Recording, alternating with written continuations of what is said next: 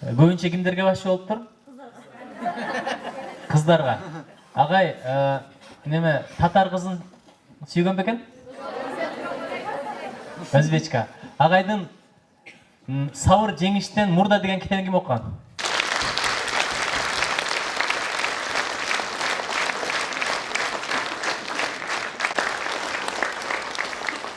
Урматтуу жаштар, өзү темалар актуалдуу десек болот. Анткени региондорду өнүктүрүүдө жаштардын ролу да келечек бардык жаштардын колунда эмес.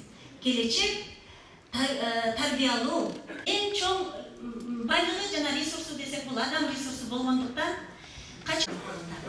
мына урматтуу жаштар, ошон үчүн өздөрүнүн акылман кеңештерин айтып кетишет. Сиздер менен биздин алдыбызда чоң күчтүү өлкөгө айландыруу. Ошондуктан урматтуу жаштар, биз сиздерге ишенебиз.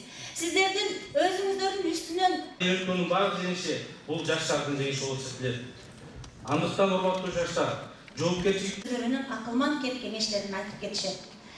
Сиздер менен биздин алдыбызда чоң биздин мүмкүн кемчилигибиз да ушунда турат.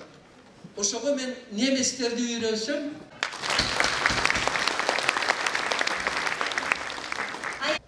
Ким эгерде шүгүр кылса, жараткан берген жакшылыгын дагы көбөйтүп берет. Эгерде шүгүр кылбаса, анда берген дагы алып коет. Адамдарда шүгүр сезими азайып бараткан сайын, ошончолук береке да азаят, коомат да азаят, ырызкы да азаят.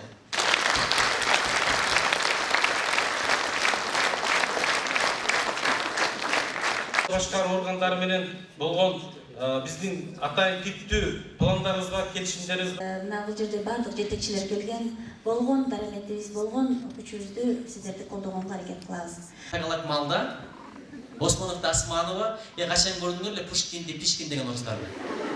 Шекспирди Шукспир дегендерди уктуңарбы беле? Толстойду Толстой дегендерди уктуңарбы беле? Бул эмне деген эл биз? бизнес тармагыга көп багытталган жерлерде, же болбосо эл көп барчу жерлерди тазалоо иштерин уюштуруп жаткандыгы